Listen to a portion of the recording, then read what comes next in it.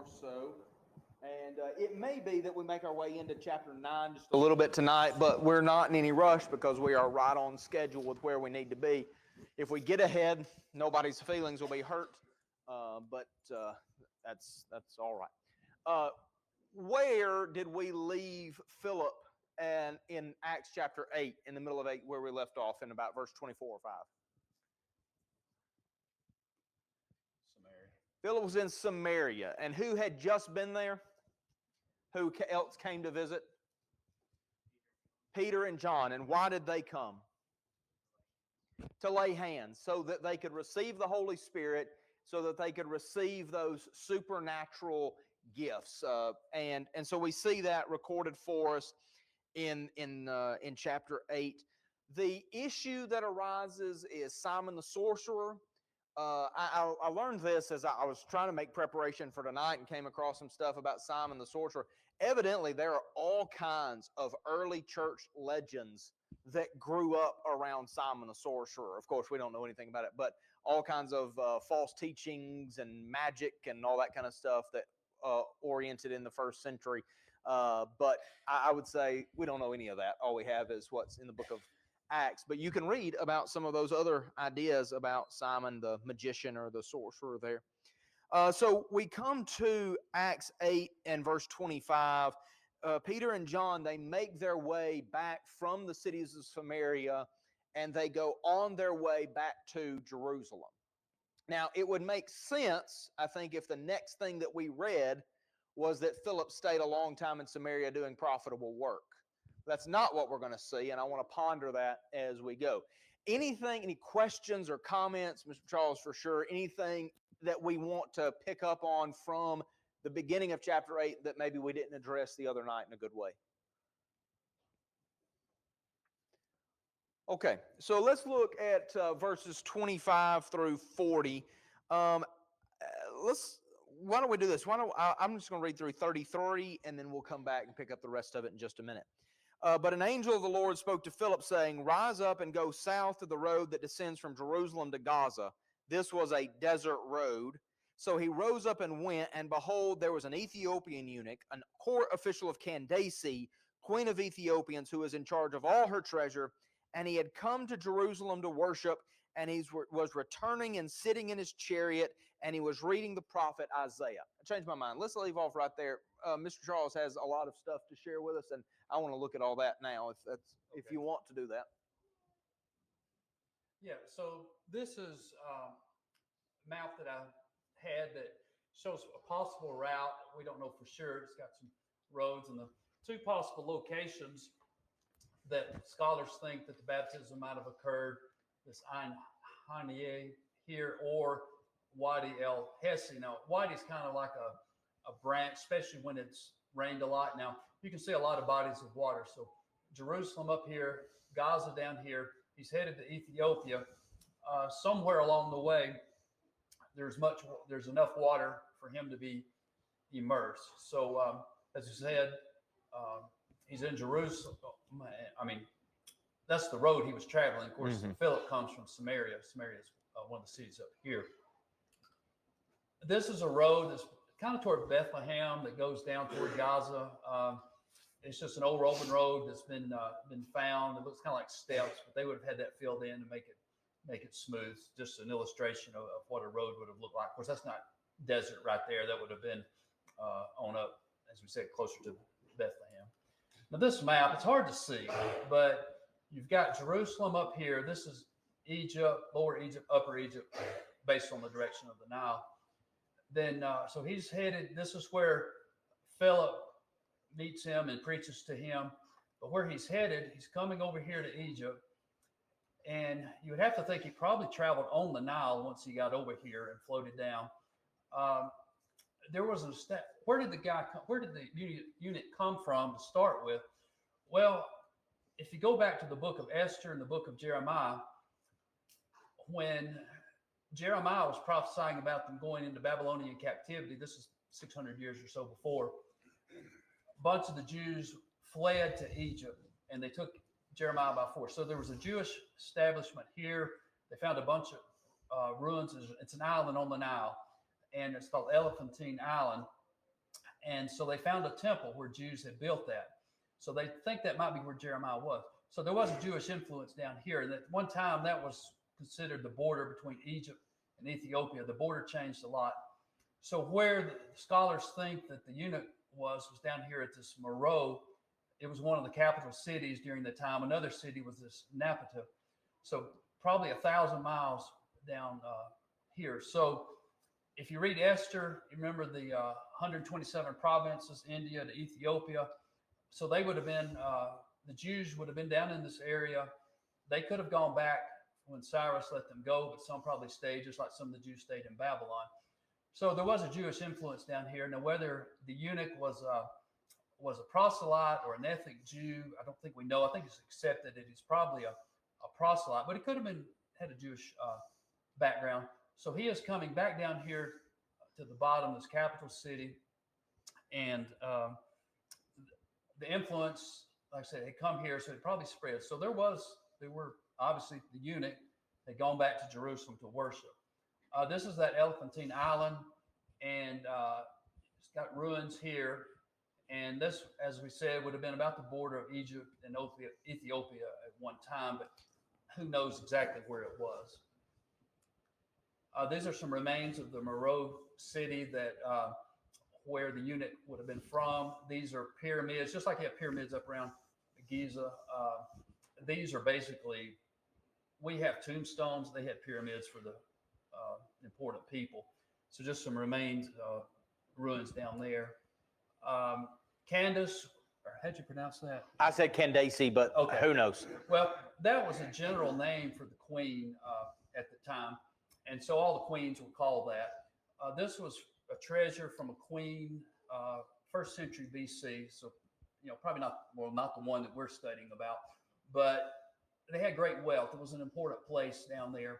And so this eunuch would have been in charge of all the treasury, everything, all the valuables that would have been her treasures.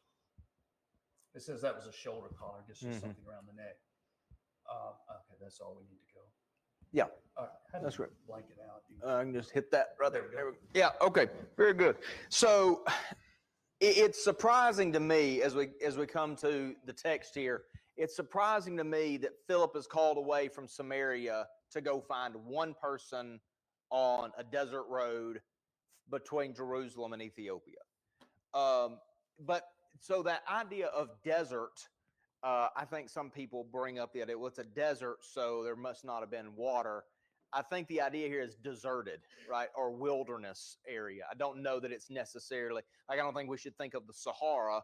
We should just think of wilderness. And so, yes, the water might be more limited than maybe in other places, which is why people don't settle there. But it's not as if, there's no creek beds. So you noticed on those maps, Wadi, let me go back over. Yeah, Wadi El Hesi. A wadi is a river that basically only exists in the wet season, right? So it will dry up. So there's a continual, and people who have farms and stuff know like creek beds that kind of dry up, and then when it rains or in certain seasons, and that's the way it works in Israel as well. And so he goes, and this man was on the way home to Ethiopia, and you could see on the map there. I take it to be so I think that at best, at the nearest, Ethiopia would have been about 600 or 700 miles from Jerusalem. So think about, here is an Ethiopian eunuch leaving his responsibilities in Ethiopia, going 600 or 700 miles to Jerusalem, going to worship, and then going, traveling all the way back by chariot. And we'll note that he was reading the book of Isaiah. I want you to keep all that in mind, and also think about Deuteronomy chapter 23 and verse 1. Now, I don't know the degree to which this man was a eunuch, right? But I do know that in lots of cases that required a surgical procedure as well, right? That we're not just talking about someone who has chosen not to marry. And the reason they would do that is because in the service of the queen, you did not want men who would be able to take advantage of her, especially in private situations. And so they would choose people for, I imagine that there was some competition for some of these jobs because of the comfort of the life, and maybe it's because they were just like slaves and they were forced into this kind of thing. But think about this, Deuteronomy 23 and verse 1, depending on what translation you read, it'll say it differently. The LSB says, no one who is emasculated or has his male organ cut off shall enter the assembly of Yahweh. Now, I don't know to what degree the eunuch was a surgically disadvantaged eunuch. But to whatever degree he would not have been able to enter into the assembly of the closest to the temple there. So that doesn't mean he couldn't come relatively close. He could probably go into what would be the court of the Gentiles, but there's the court of the Gentiles on the outside, then the court of the women, and then the court where everybody could, all the men could come in, and then it gets narrower as we go forward. And he couldn't have progressed that far. So I want you to think about that, riding in a chariot. And I'm sure the roads were smoother than the picture, but they're still concrete roads in a chariot. They didn't have rubber tires, right? Like they're not driving Michelins up there, but they're bumping up the road. He's riding that all the way, 600 or 700 miles. Can't go all the way in the assembly, and then is riding back home. But he's not frustrated by that, it doesn't seem. He's not bothered by that. He's still got his copy of Isaiah, and he's reading it. So if I understand correctly, basically almost nobody would have regular copies of the scriptures in their home at that day and time. And you would have a scroll, and basically Isaiah would take up a whole scroll. It was one of the longer prophets. And so he had that. Maybe he had gotten that in Jerusalem. That would make sense, that would be a place where something like that would be available. And he's reading that on his way home. I wonder that when we see this man coming to worship and the preview that this shows us, I wonder if he was not promised in the Old Testament. There's a couple of passages I want you to think about. In Psalm 68, 68th Psalm and verse 31. Notice what it says there. It uses the word Cush there, which is a reference to Ethiopia. Depending on what translation you are reading from, it will say one or the other. Well, I've lost my place. Psalm 68, verse 31. Anybody got that pulled up? Okay, go ahead, Austin, please. Noble shall come from Egypt, Cush shall hasten to stretch out her hands. Yeah, so Psalm 68 is about a time when the king is going to reign. You might remember part of Psalm 68 is in Ephesians chapter 4, where it says he descended and then ascended, bringing gifts to men. That's verse 18. So this is about the victory that Jesus is going to ultimately win, the gifts he's going to be able to distribute. And then we have verse 31, envoys out of Egypt, Ethiopia, stretching out her hands to God. I don't think we would have anticipated that, right, during the time of the Psalms. I think these would have looked like far-off places. And you can go even further in the book of Zephaniah, chapter 3 and verse 10. Zephaniah says, from beyond the rivers of Ethiopia, my worshipers, my scattered ones will bring my offerings. I assume that the Ethiopian would have been relatively limited about how closely he could bring those offerings. But I think you get a preview of him in these Old Testament passages. Okay, anything so far? What do you think about the chariot? I read it, could be what we consider a chariot. Mm-hmm. Also, it could have been a wagon with Yes. attendants, because he's able to sit down and read. I've always That's right. pictured as he's by himself. Yes. I guess we don't know, but Yeah, I think when we think of chariots, we kind of think of that single person like battle chariot. I would have guessed that it would be something a little bit more regal and comfortable than that. I don't know how to think of it, but that would be interesting to find out more about. But I think you're exactly right about that. Okay, so on his way home, he's reading from Isaiah. And so this takes us down to what verse? 29, 28? Yeah. Yeah. So 29, and the Spirit's going to speak to Philip there. Do you want to read there, or do you want me to pick up? I What? can. Okay, How go ahead. far do you? However far you want to go. Well, it's up. Why don't we go through? Let's go through 33. Okay. So 29 through 33. Then the Spirit said to Philip, "Go near and overtake this chariot So Philip ran to him and heard him reading the prophet Isaiah and said, "Do you understand what you are reading?" And he said, "How can I unless someone guides me?" And he asked Philip to come up and sit with him. The place in the scripture which he read was this: "He was led as a sheep to the slaughter, and as a lamb before its shearer is silent, so he opened not his mouth. So in his humiliation his justice was taken away. And who will declare his generation? For his life is taken from the earth." And so 29, Philip doesn't know at this point. He's been told to go down there. So then when he gets, well, close enough where it says go near and overtake the chariot. So Philip ran. He hears him reading. At that time, the custom was to read out loud. So Isaiah, the eunuch would have been reading Isaiah out loud. Philip says, "Well, do you understand what you're reading?" And he wants to be guided. How can I unless someone guides me? And Philip goes up and sits with him, and where he reads is in Isaiah 53, 7 and 8.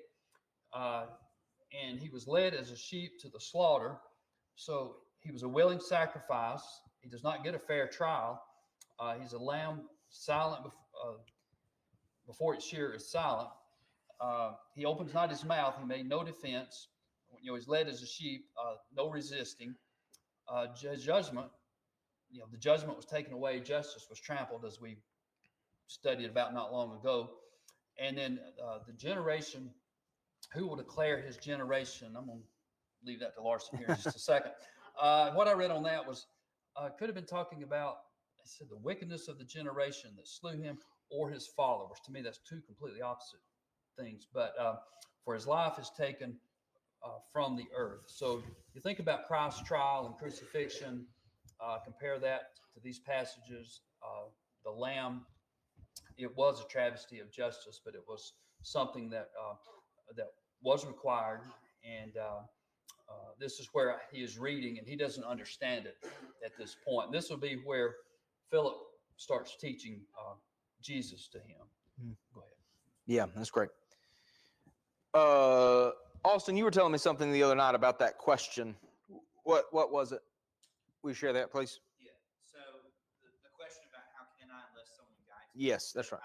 I think that's an interesting question because I listened to some videos where current Jews are basically being questioned about Jesus and Scripture in the Old Testament. And one of the common things they say is we don't have the ability to understand Scripture unless a rabbi teaches us something.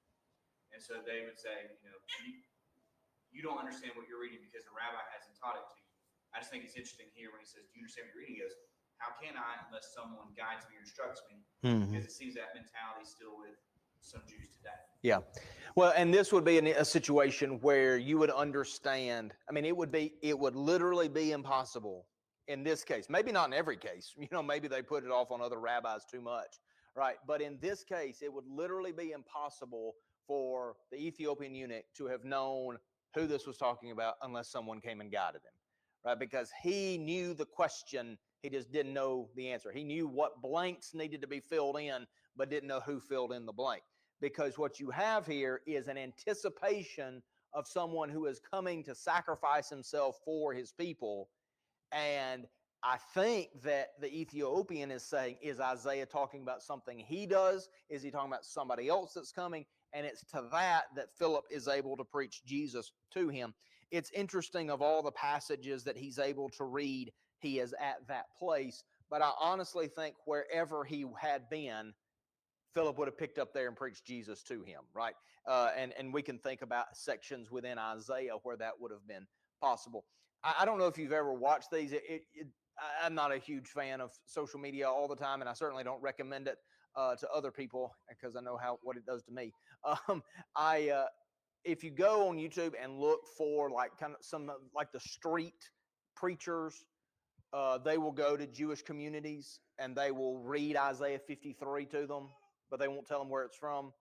And they will respond and say, "Oh, that must be one of those New Testament passages," right? And they go, "Actually, this is from Isaiah 53. And they're kind of shocked by that. If I understand correctly, Isaiah 53, where it's located, it's not in their regular reading rotation, like in their Sabbath readings.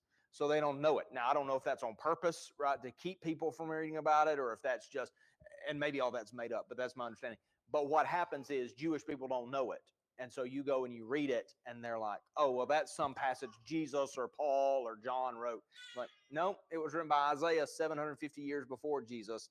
And to me, I think that's striking. The response that they would make, I'm sure, is, well, just somebody read that and then they just wrote about Jesus just to make it match.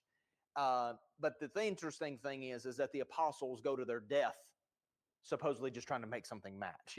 If that's the case, they give their lives for what's a fraud, and that doesn't make any sense either. So I think that's a powerful thing.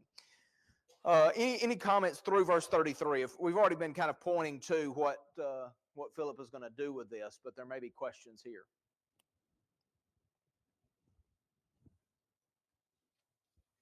Okay, let's read 34 through the end there. The eunuch answered Philip and said, I ask you earnestly, of whom does the prophet say this? Of himself or of someone else? Then Philip opened his mouth, and beginning from this scripture, he proclaimed the good news about Jesus to him. And as they went along the road, they came to some water, and the eunuch said, look, water, what prevents me from being baptized? And Philip said, if you believe with all your heart, you may. And he answered and said, I believe that Jesus Christ is the Son of God. And he ordered the chariot to stop, and they both went down into the water, Philip as well as the eunuch, and he baptized him. When they came up out of the water, the Spirit of the Lord snatched Philip away, and the eunuch no longer saw him, but went on his way rejoicing. But Philip found himself at Azotus, and as he passed through, he kept proclaiming the gospel to all the cities until he came to Caesarea. Okay, so when they come across a body of water, and looking at the map that Brother Charles showed us, somewhere along this route, when they come to it, the Ethiopian eunuch says, here's water, what hinders me from being baptized? Now, where does the text tell us that Philip preached about baptism to him? It tells us when it says he preached the good news about Jesus to him, right? And I think that's a compelling place to look and say, when we talk about preaching Jesus, I don't think it's just the message about Jesus, though obviously that's the key. And here it would be obviously how Jesus fulfills the promise of Isaiah 53. But if we're preaching Jesus to somebody, it is also about what they need to do in order to respond appropriately to him. And it is so compelling that the Ethiopian eunuch says, here's water, what would keep me from being baptized? And Philip says, if you believe with all your heart, you may. Now, it may be in your text, and we don't have to get into all the nitty-gritty of this. In your text, especially if you have a newer translation like an ESV, an NIV, New American Standard, anything like that, there will be a little bracket that there is a question about the textual authenticity of Acts 8:37. I don't think that's a big deal, because I think what it records is an accurate reflection of what would stand between him and the water. But whether or not that was originally written, some people suggest that it was written like a footnote by a scribe, and then it just got copied over and over. Okay, that's fine. We know that faith stands between somebody and a legitimate baptism. But let's notice this. What prevents me from being baptized? They order the chariot to stop. They both go down in the water, Philip as well as the eunuch, and he baptized him, or he immersed him. Now, I think that's helpful to see that teaching about baptism, immersion, enough to the point where somebody would say, when they see enough water, they would say, hey, I need to be over there. What would hinder me from that? And Philip says, okay, let's go. And he's immersed in the water there. Anything you want to say about all that? Yeah, one of the things I read was maybe he's one of the reasons what hinders me from being baptized. Anybody could have said that, but here's a eunuch, and he could not go into the parts of the temple. That's good. And he hears Jesus preach to him. Well, you would think the things that Jesus said may have been told to him. Going to tear down this temple, and talks about what the temple would be, and the spiritual temple. And so what hinders me is kind of like he may have suddenly, hey, I can be a part of this, whereas I could not be a full part of it before. So that's great. Not sure. I mean, that's just a general question there that anybody could say, but with his situation, you have to think that is a possibility. He was saying that because he was a eunuch and could not go into the temple. That's helpful to think about. That's helpful. Okay, so Philip then is called away, and Mr. Charles, you had a map on here of this, right? I've got another thing to say about the eunuch, but we'll come back to that in a second. That in? Yeah, at the end of the chapter, verse 40, Philip was found at Azotus, passing through. He preached in all the cities of Samaria. Well, that Azotus, that was Ashdod in the Old Testament, Philistine city. So wherever they were on the road in baptism, he's found over here now. Whether he just disappears and shows up there, or we're just told that he's found there and he actually walked over there, or whatever. I'm not. Larson may have a better idea on that, but we're just told that he's over here, and then he goes up to Caesarea, preaching in the cities along the way. We don't know how long it took. I did read one thing that Peter may have already been in Caesarea. I'd always pictured Philip already being up there, but he goes up to Caesarea, and as we'll read later on, that's where he settles, and he has the daughters, and that ends up being his home. But he preaches in the villages along that route. Where he ends up, Caesarea, these are the ruins of it. The theater, Hippodrome, that's actually like a horse racing track. Herod's palace over here. That was the capital of Judea. And probably, let's see, I wrote it down. I think it said it was a population of around 100,000, larger than Jerusalem, covered about 170 acres. Later on, we'll read about where Herod is eaten by worms. It's either in this theater here, or they say it could have been at this Hippodrome, because they would have had stands there. And also, when Paul is on trial later on, there's a little spot right there that we'll look at where Paul gives a defense. But this is where Philip ends up. So, yeah. So, and then we'll see Philip again in Acts 21 in verse 8, Mr. Charles mentioned. Okay, so let me just think about this with you. Perhaps not being able to draw near to the temple was disappointing, but it doesn't keep him from worshiping the Lord. I wonder if Philip covered the passage that is just a couple of chapters after what the eunuch was reading. This is Isaiah 56, beginning at verse 3. Let not the foreigner who has joined himself to Yahweh say, Yahweh will surely separate me from his people. Nor let the eunuch say, behold, I am a dry tree. For thus says Yahweh, to the eunuchs who keep my Sabbaths and choose what pleases me and hold fast my covenant, to them I will give in my house and within my walls a memorial and a name better than that of sons and daughters. I will give them an everlasting name which will not be cut off. So either reading Isaiah 53, I don't know if Philip covered this passage, but surely on the rest of the way home, the Ethiopian kept reading Isaiah, right? And as he did, can you imagine him coming to this passage and seeing in Isaiah the promise that the eunuchs were not going to be kept on the outside anymore, and that they were going to have something much more precious than a family tree? They were not going to have, the text says, don't let them say, I am a dry tree. Don't let them say that my line ends here. Instead, what they were going to have was an everlasting name which would be cut off, which would not be cut off. What could an everlasting name be? What about Christian or follower of Jesus or disciple? Something like that. So whether Philip covered the passage or not, surely he kept reading.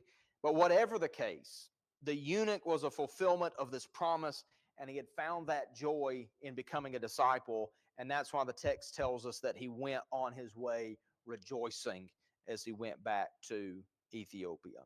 I'm sure that when you come to the end of Acts 8, I have all sorts of questions, right? Well, what then? Right? What about spiritual gifts that they took to Samaria? Did somebody go give them to him? What about the local church in Ethiopia? Does he start it? All sorts of questions. But those questions, I think, are just, we don't know the answers. We don't have those fulfilled for us, revealed to us. All right. Any other questions or comments? Anything, Mr. Charles, through that? You mentioned earlier about how far he traveled. Yeah, that's right. To preach, yeah. Yeah, that's right. That's right. Well, and I'm started off thinking about him leaving the not seemingly, actually successful work in Samaria to go to a desert road to find one, and one was worth it. One was worth the travel. In the Lord's eyes, in the angel of the Lord's eyes, and then in Philip's eyes as well.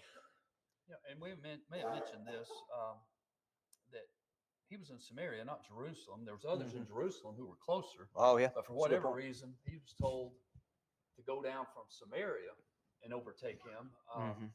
May have been that the apostles had other duties and they were tied up there, but there were people closer. But for whatever reason, he was sent to do that job, to do that work. That's right.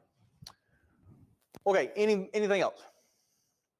Okay, so we are about to transition into Acts chapter 9, and that's kind of my basic outline that I've got going for Acts 9.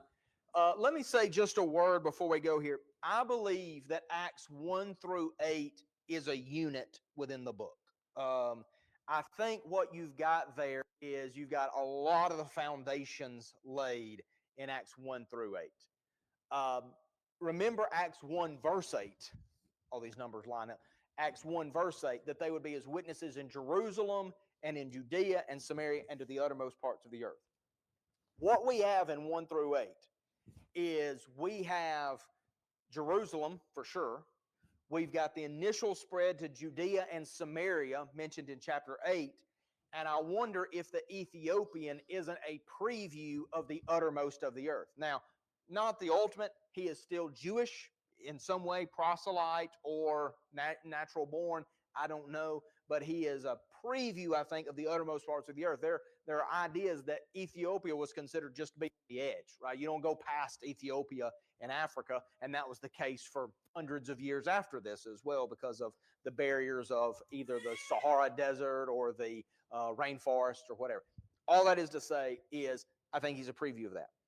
Chapters 9 through 12, in my thinking, are a bridge section, right? So I've got 1 through 8 in my mind, and then 13 to the end is almost entirely the work of Paul, right? Almost all of it is the work of Paul. 13 is his first missionary journey, 13, 14. The end of 15 is the second journey. 17 and 18, he's on his third journey. And then in chapter, well, that's all the way through 19. Chapter 20, he's on his way back home. 21, he's in prison. So it's all Paul, right? Of course, it's the Lord working through Paul. Let me be clear about that. 9 through 12 seems to be, in some ways, just kind of a jumble of things, right? We start off with Saul, and then we go over to Peter and Cornelius, and then we go over to Antioch, and then I think all of that is put right where it's supposed to be because the Holy Spirit did it. I like to think of this as a bridge or as a transition section, because what we're going to do is I'm looking at 3 or 4 key events here that we need to see. The first one is the conversion of Saul, right? When in order to get to the spread to the uttermost parts of the earth, Saul's conversion is going to be the first key thing that we look at. The second thing will be Peter's message to Cornelius. We'll see that in chapter 10. Maybe we would say the third key thing is his conversation with the folks back home, right? With the Jerusalem people who say, Peter, you have not done right here. You've done something wrong. And he clarifies it for them and they rejoice. And then the fourth thing that I want to see in these chapters specifically is the establishment of the church at Antioch. Because it will be the church at Antioch. Not only does it seem to be the first kind of integrated congregation, but that will be the sending congregation for Paul throughout his missionary journeys. That will be his home church, if we can use that language, that will be sending him out. Now, those 4 things, I think, are going to be essential for the work that takes place in 13 and following. Of course, there are other things in chapters 9 through 12 that are significant. We're going to look at Peter's work at the end of 9. We'll look at the death of James in chapter 12, the imprisonment of Peter. All of those things are still going on. But I think, I don't know where to put this in the outline except to say this is a bridge to get us to the spread to the uttermost parts of the earth. And we will be coming back to these chapters and referencing them again. Well, certainly through the rest of this class, even when we get into chapter 13, 14, 15, there's going to be references back to the things that happen here. And as we're going to see tonight, chapter 22 will reference chapter 9. Chapter 26 will reference chapter 9, and just on and on and on. Okay. So I like to think of, so if I was writing an outline, I think I gave this at the very beginning. I would do 1 through 8, Jerusalem, Judea, Samaria. 9 through 12, I think, is a bridge or a transition, and then 13 to the end, to the uttermost parts of the earth, ultimately ending in Rome, which was the center, the heart of the uttermost of the earth. All right, everybody, good. Okay, so let's go to chapter 9, and I first want to start looking at Saul's road to Damascus experience. I think I read the end of chapter 8. If you want to kind of start off with chapter 9, and you didn't send me slides for 9, did you? No, but we could pull that Yeah, yes. first map back up that Yeah, might yeah. have Damascus. Gotcha. Go back to the very first of chapter 8. Yeah, I got you. Point that out. If you want to read, I'll get that up here. I Oh, think- you mean back to the Samaria map? Ooh, Yeah. no, it's I way think up here. There, yeah, top right on the other one there. Yeah, right here. Yeah. That's Damascus. Yeah, Damascus there, and you see Jerusalem Jerusalem's down here. down here. So northeast of Galilee. Yeah. Actually, not that Mm. far. Okay, yeah, we'll read. You want to go 1 through. I had 1 through 9 on there if you Okay. want. And Saul, still breathing threats and murder against the disciples of the Lord, went to the high priest and asked letters from him to the synagogues of Damascus, so that if he found any who were of the way, whether men or women, he might bring them bound to Jerusalem. As he journeyed, he came near Damascus, and suddenly a light shone round him from heaven. Then he fell to the ground and heard a voice saying to him, Saul, Saul, why are you persecuting me? And he said, Who are you, Lord? And then the Lord said, I am Jesus, whom you are persecuting. It is hard for you to kick against the goads. So he, trembling and astonished, said, Lord, what do you want me to do? Then the Lord said to him, Arise and go into the city, and you will be told what you must do. And the men who journeyed with him stood speechless, hearing a voice, but seeing no one. Then Saul arose from the ground, and when his eyes were opened, he saw no one. But they led him by the hand and brought him into Damascus. And it was 3 days without sight, and neither ate nor drank. So we still know him as Saul at this point. He's about to become Paul. And when Stephen was stoned, they laid at the feet of a young man named Saul. Well, now he's kind of taking the lead in this persecution. And not on his own, but he gets the letters from the priest, with the high priest. And so he's going in the synagogues and goes all the way to Damascus and bringing them to prison. He gives them a thumbs up when they're going to be put to death. And so he has this experience on the road where the Lord appears to him. And of course, we know that's how he becomes an apostle later. He does meet that requirement. Excuse me. And so he's not converted on the road, as we know. We'll be told when we get on past verse 10 that he is going to be baptized, but he'll be told what to do. Now, later on, we're going to read about someone else who's going to be blind for 3 days, and I'm not skipping ahead too much, but it's interesting. Just because he's blinded, has this experience, if he doesn't act on this experience and go in and find Ananias, then obviously he doesn't complete the plan of salvation. Go ahead if you've got some. Yeah. So let me just show you this. You can't see this probably very well and read all this text, but I've tried to line it up with Acts 22 and Acts 26. If you want a copy of this, I can print you off just like on paper or something, but you'll have to ask me and remind me. So what I think, so when you see breathing threats and murder against the disciples of the Lord, he goes into more detail. So think about this. Acts 9 is the Holy Spirit through Luke recording the account, basically in just a historical way. Acts 22 is him standing before the Jewish council explaining why he's been doing what he's doing and what his current work is. And then Acts 26 is him standing before Agrippa. Each one of those situations is a little bit different, right? And so the information that is going to be talked about is going to be different. Some people say these are contradictions. There's not a single contradiction in them.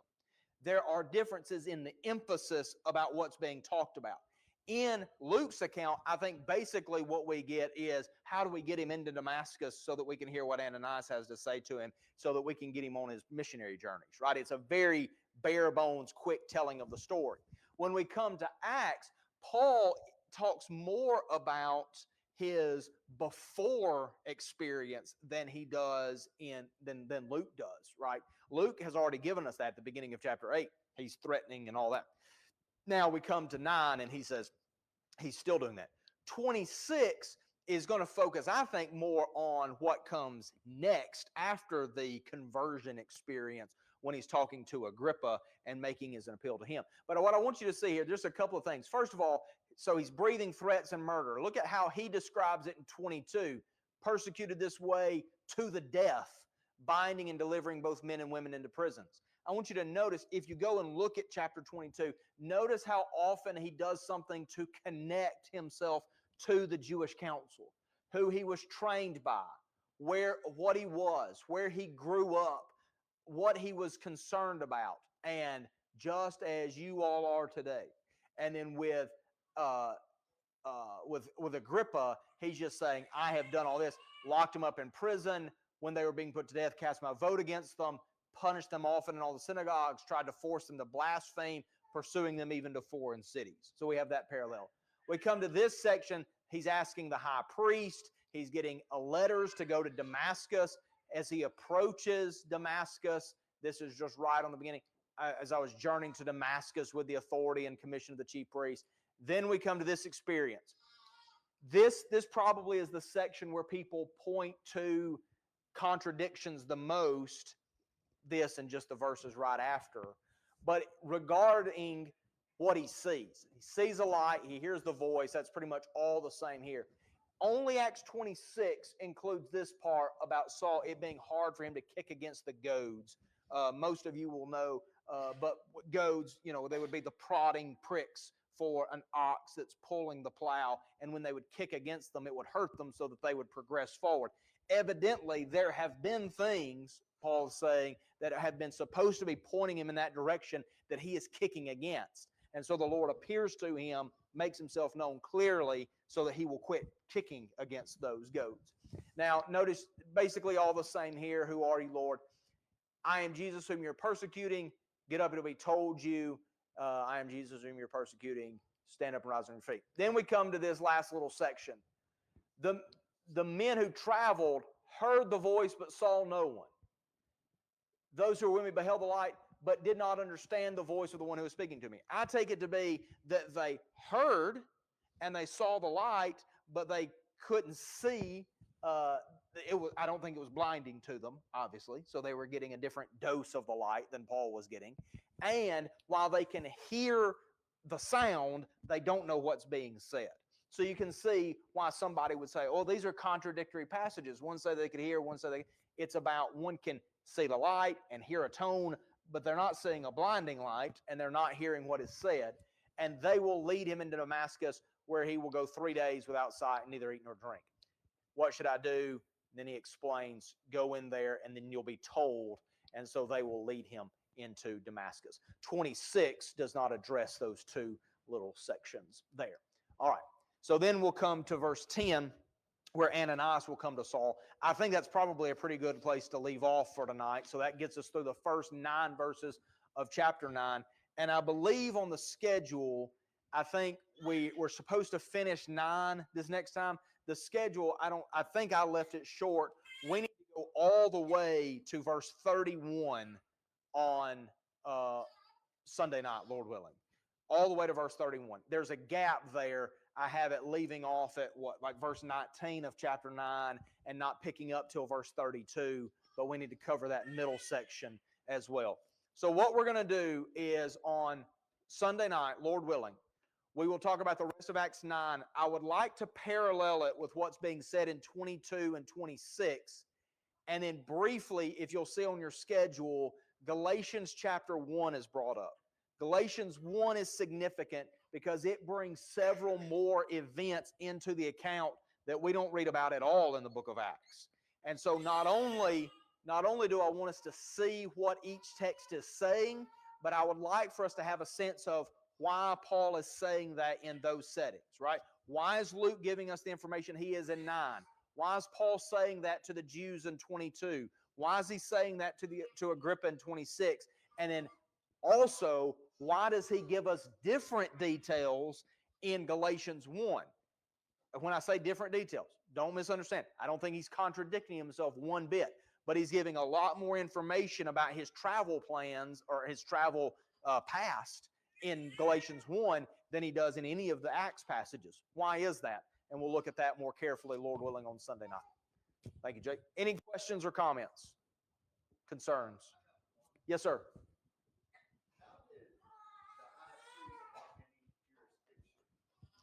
Yeah, that's a great question. So I'm assuming that it was just with regards to the synagogues.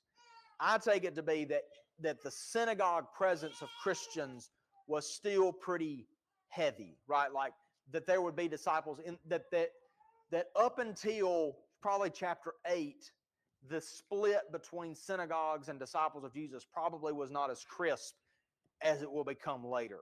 So I'm thinking he has authority over the synagogue. If you'll notice in a couple of these passages,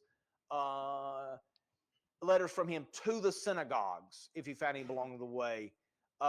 And so I don't know to what degree, I don't know that he would just have like broad police authority to be able to go into Damascus and arrest anybody.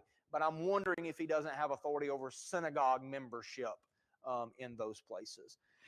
Again, that raises a question you had the other night. How much authority do they have? I don't know, but it seems as if they are invested with some amount of authority by this point with the disciples' movement. Okay, thank you very much, and maybe we can have more to say on that Sunday night. Thanks for watching. If you found this video to be beneficial, please follow us on Facebook or subscribe to our YouTube channel. Feel free to share it with others that you feel like may benefit from it. If you need to contact us, please contact